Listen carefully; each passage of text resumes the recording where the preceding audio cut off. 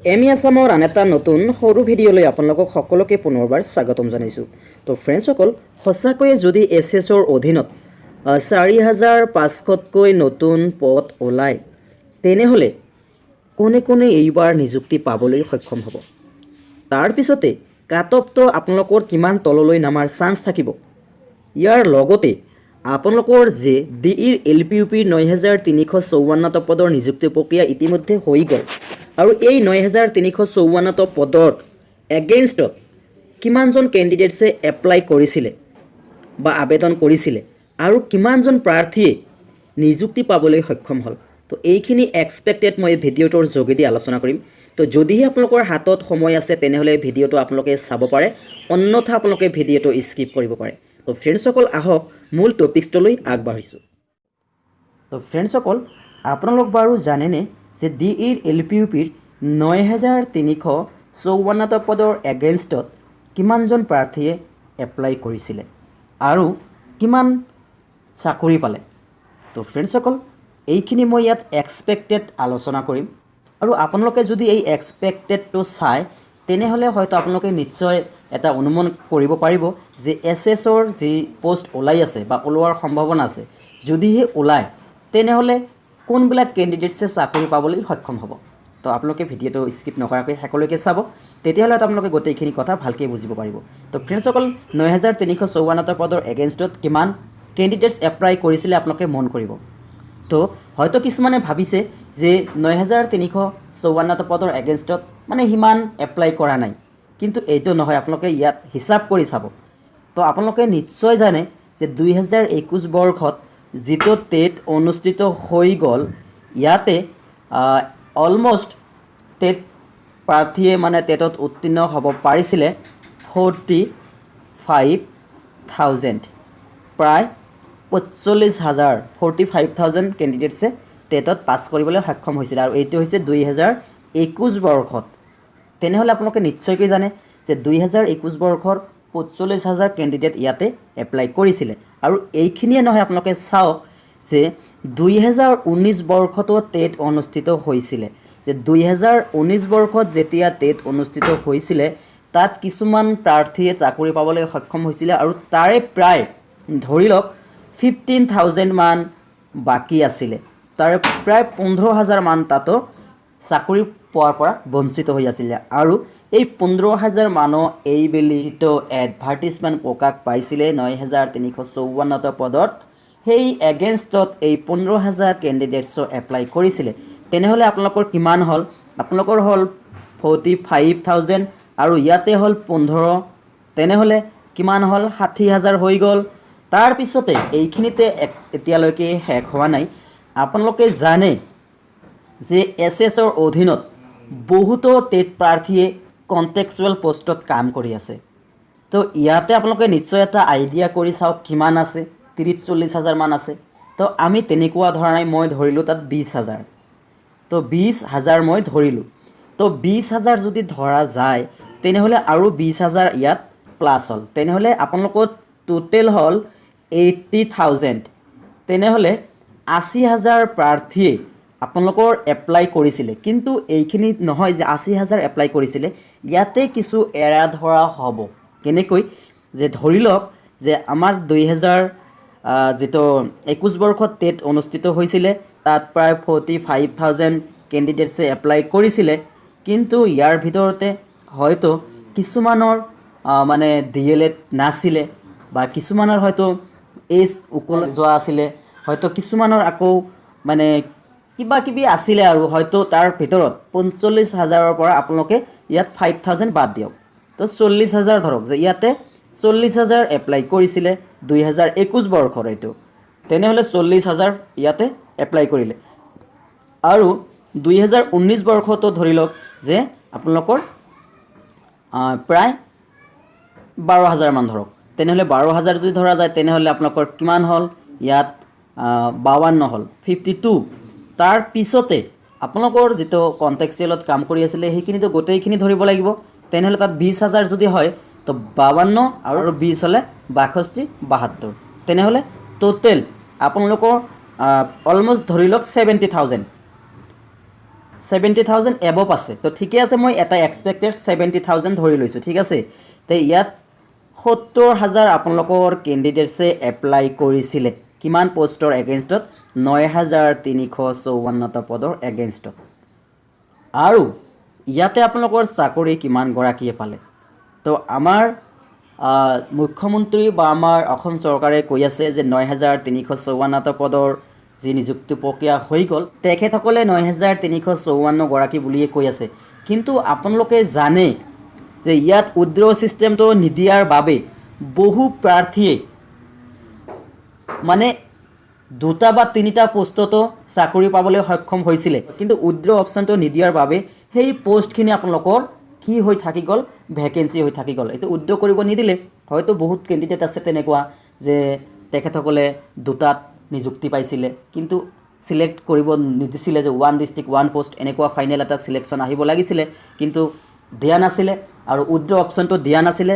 তাৰ বাবে কিন্তু বহুতো কেণ্ডিডেট যিবিলাক চাকৰিৰ পৰা মানে বঞ্চিত হ'ল, যোগ্যতা থকা প্ৰাৰ্থীয়ে কেৱল পইণ্টৰ ক্ষেত্ৰত বা 1-2টা মাৰ্কৰ কাৰণে তেখেতসকলে চাকৰিৰ পৰা বঞ্চিত হ'ল। কিন্তু তেখেতসকলে কিন্তু চাকৰিটো পাব লাগিছিলে ডেফিনেটলি। কিন্তু অসম চৰকাৰৰ এইটো ভুলৰ কাৰণে কিন্তু আজি তেখেতসকলে চাকৰিৰ পৰা বঞ্চিত হৈ ৰৈ গ'ল। আৰু কেতিয়া পাব এইখিনি ক'ব পৰা নাযায়। তো ফ্ৰেণ্ডসকল, এইখিনিতে কথা যে যদি আপোনালোকৰ 9,354টা পদৰ ভিতৰত তেনেকুৱা এটা কাহিনী হৈ গ'ল, তো ইয়াতে আপোনালোকৰ 9,354টা পদৰ ভিতৰত কিমান পোষ্ট দিছে আপোনালোকে এটা ভাবি চাওক। তো ইয়াতে আমি ভাবিব পাৰোঁ যে 9,354টাৰ ভিতৰত প্ৰায় 3,000 মান পোষ্ট আমি বাদ দি দিব পাৰোঁ, কিয়নো আমাৰ বহুখিনি প্ৰাৰ্থীয়ে ডাবল পাইছিলে, 2টাত পাইছিলে, 3টাত পাইছিলে, কিন্তু এইখিনি আমাক উইথড্ৰ কৰি দিয়া নাই অপশ্যনটো। গতিকে ইয়াত আমি ক'ব পাৰোঁ যে 6,000 প্লাছ। তো 6,000 প্লাছ পাইছে, ঠিক আছে। তেনেহ'লে আপোনালোকৰ প্ৰায় ধৰি লওক যে 2500 মান কেণ্ডিডেটছে নাপালে বা 2500 পোষ্ট ইয়াত ভেকেঞ্চি হৈ থাকি গ'ল। তেনেহ'লে আমি ক'ব পাৰোঁ যে 70,000 কেণ্ডিডেটছে এপ্লাই কৰি 6,000 বা 6,500 চাকৰি লাভ কৰিলে। কিন্তু ইয়াতে ফাৰ্ষ্ট কাট অফটো আছিলে কিমান আপোনালোকে নিশ্চয় চাব পাৰিছিলে। তাত কিন্তু LPৰ ক্ষেত্ৰত 243 আপ আছিলে, হাই আছিলে। আৰু লয়েষ্টত কিন্তু শেষত ডিষ্ট্ৰিক্ট ৱাইজ নামিছিলে 207 বা 206 বা 209 বা 210 এনেকুৱা ডিষ্ট্ৰিক্ট ৱাইজত LPৰ ক্ষেত্ৰত তললৈ নামি আহিছে। তেনেহ'লে সেই সাপেক্ষে এতিয়া আপোনালোকে অলপ অনুমান কৰিবচোন যে SSৰ অধীনত যদি 45 প্লাছ অৰ্থাৎ 4,500 প্লাছ নতুন ভেকেঞ্চি ওলায়, তেনেহ'লে কিমান কেণ্ডিডেটছে চাকৰি পাব। কিন্তু ইয়াতে এটা হিচাপ আছে যে আপোনালোকৰ যিটো কণ্ট্ৰেকচুৱেল SSৰ অধীনত যিবিলাক ওলাব, এইবিলাক ৰেগুলাৰ পোষ্ট নহয়। তো এইবিলাক হৈছে কণ্ট্ৰেকচুৱেল। তো এইবিলাক পোষ্টত কিন্তু এই যে আমাৰ 30,000 এপ্লাই কৰিছিলে বা 20,000 এপ্লাই কৰিছিলে যে SSৰ অধীনত যিবিলাক কণ্ট্ৰেকচুৱেল কৰি আছিলে, কিন্তু এইবেলি কিন্তু এই যে 5,000 পোষ্টৰ এগেইনষ্টত, অলমষ্ট 5,000 পোষ্টৰ এগেইনষ্টত সেই SSৰ যিবিলাক কেণ্ডিডেটছ আছে তেখেতসকলে কিন্তু এপ্লাই কৰিব নোৱাৰিব। তাৰপিছতে হয়তো যিসকলে মানে চাকৰি পালে তেখেতসকলে তো এপ্লাই নকৰে যিহেতু কণ্ট্ৰেকচুৱেল। আৰু এটা কথা হ'ল ইয়াত অকল ফ্ৰেছ কেণ্ডিডেটবিলাক সোমাব। গতিকে ইয়াত আপোনালোকৰ কাট অফটো ভালেখিনি তললৈ নামাৰ চান্স থাকিব। যিহেতু আমি চাই আছোঁ যে ফাৰ্ষ্ট কাট অফটো 243 আছিলে, কিন্তু লাহে লাহে ক্ৰমান্বয়ে আমাৰ ক'ত নামিছিলে 207 বা 206 বা 209 বা 210 এনেকুৱা ডিষ্ট্ৰিক্ট ৱাইজত LPৰ ক্ষেত্ৰত তললৈ নামি আহিছে। কিন্তু ফাৰ্ষ্টটো আছিলে কিন্তু 243। ফ্ৰেণ্ডসকল অলপ মন কৰিব, ফাৰ্ষ্ট কাট অফ যদি 243 হয় হায়েষ্টটো, আৰু লয়েষ্টটো নামিছে আপোনাৰ ধৰি লওক 206 বা 207 ডিষ্ট্ৰিক্ট ৱাইজত, তেনেহ'লে আপোনালোকৰ ইয়াত ডিফাৰেঞ্চ কিমান হৈছে? ধৰি লওক 35 বা 34 এনেকুৱা ডিফাৰেঞ্চ এটা আহিছে।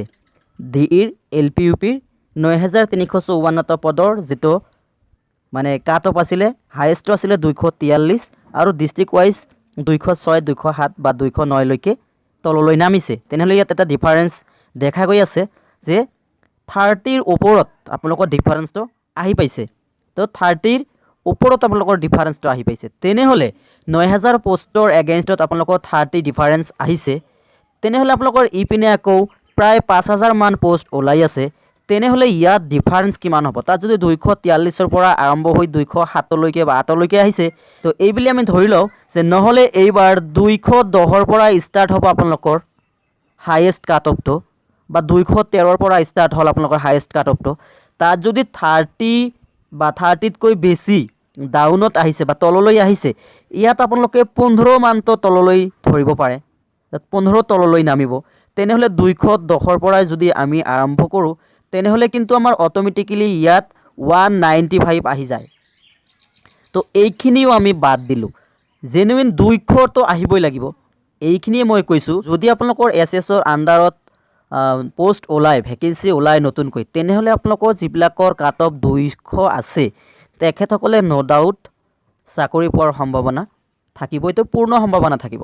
আৰু তললৈ নামাৰ চান্স আছে, যিহেতু ইয়াত অকল ফ্ৰেছ কেণ্ডিডেটসকল সোমাই পৰিব। তো ফ্ৰেণ্ডসকল, আপোনালোকে নিশ্চয় অলপ মন কৰিছে, আৰু আপোনালোকে হয়তো নিজে নিজে অলপ কেলকুলেট কৰি চাওক। যিহেতু 243 আছিলে হাইয়েষ্ট কাট অফ, কিন্তু লয়েষ্টটো আহিল আপোনালোকৰ 207 বা 210 ধৰি লওক, 210 ধৰি লওক। তো ইয়াত কিন্তু 33 বা 30তকৈ ধৰি লওক এবভ ডিফাৰেঞ্চ এটা পৰিলক্ষিত হোৱা দেখা যায়। কিন্তু 9000 পোষ্টত তেনেকুৱা, কিন্তু 5000 হ'লে তাত কিমান হ'ব, ইয়াত হেৰফেৰ হ'ব। তেনেহ'লে ইয়াততো মিনিমাম 15 হ'ব লাগিব বা 10 হ'ব লাগিব। গতিকে মই কৈছোঁ যে 200 যিবিলাকৰ কাট অফ আছে, তেখেতসকলৰ কোনো প্ৰব্লেম মানে হোৱাৰ চান্স নাই। এইটো মোৰ এক্সপেক্টেড এটা আইডিয়া।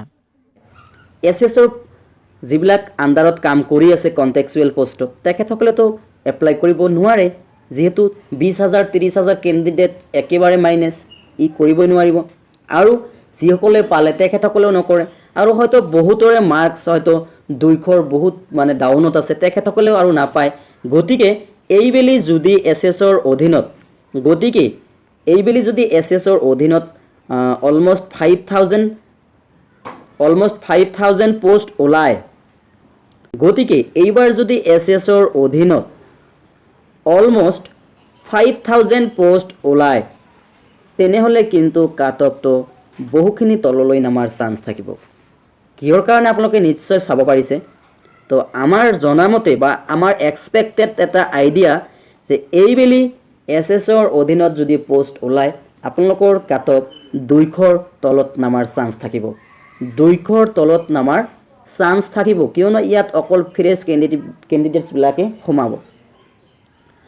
আৰু এনেকুৱা হয়তো 200 ডাউনত নামিব পাৰে, আৰু যদি 200 ডাউনত নানামে, তথাপি 200লৈকে যিবিলাক আছে ডেফিনেটলি পোৱাৰ সম্ভাৱনা থাকি যাব। তো আপোনালোকে নিজে নিজে অলপ কেলকুলেট কৰি চাওক, কিয়নো সেই 9354টা পদৰ এগেইনষ্টত প্ৰায় 70000 বা 80000 কেণ্ডিডেটছে এপ্লাই কৰিবলৈ সক্ষম হৈছিলে। তো আমাৰ এইবেলি ডাইৰেক্টলি যিটো এছএছৰ অধীনত 30,000 বা 20,000 আছে, ই এপ্লাই কৰিব নোৱাৰে, কিয়নো আপোনালোকে নিশ্চয় জানে যে কণ্টেক্সুৱেলৰ এগেইনষ্টত এপ্লাই কৰিব নোৱাৰে। কিন্তু ৰেগুলাৰ পোষ্টত যদি কোনোবাই কৰিছে, সি এপ্লাই কৰিব নোৱাৰে। যদি কোনোবাই কণ্টেক্সুৱেল পোষ্টত কাম কৰি আছে, সি ৰেগুলাৰ পোষ্টৰ কাৰণে এপ্লাই কৰিব পাৰিব, কিন্তু কণ্টেক্সুৱেল পোষ্টত কাম কৰি কণ্টেক্সুৱেল পোষ্টত এপ্লাই কৰিব নোৱাৰিব।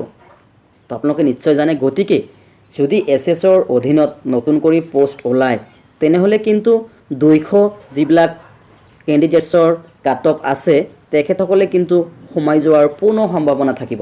কিন্তু এইখিনিয়ে যে সঁচা হ'ব, এইখিনিও মই মানে ডাইৰেক্টলি ক'ব নোৱাৰোঁ, যিহেতু মই আপোনালোকক কৈ থৈছোঁ, যিহেতু এক্সপেক্টেড আইডিয়া হয়, এইটো এটা কনচেপ্ট হয়। তো ফ্ৰেণ্ডছসকল, যি কি নহওক আপোনালোকে হয়তো কেলকুলেট কৰি চাব পাৰে বা কেলকুলেট কৰিব। তো এইখিনি মই আপোনালোকৰ মাজলৈ এটা ভিডিঅ' লৈ আহিছিলোঁ। আপোনালোকে হয়তো আশীৰ্বাদ ৰাখিব ভগৱানৰ ওচৰত, আল্লাহৰ ওচৰত দোৱা ৰাখিব, যাতে এছএছৰ অধীনত ভালেখিনি পোষ্ট ওলায়, আৰু হয়তো ৰেগুলাৰ পোষ্টটো যাতে ওলায়, যাতে আপোনালোকে টেট উত্তীৰ্ণসকলে সকলোৱে যাতে অসম চৰকাৰৰ পৰা এটা কণ্টেক্সুৱেল হ'লেও এটা চাকৰি লাভ কৰিবলৈ সক্ষম হয়।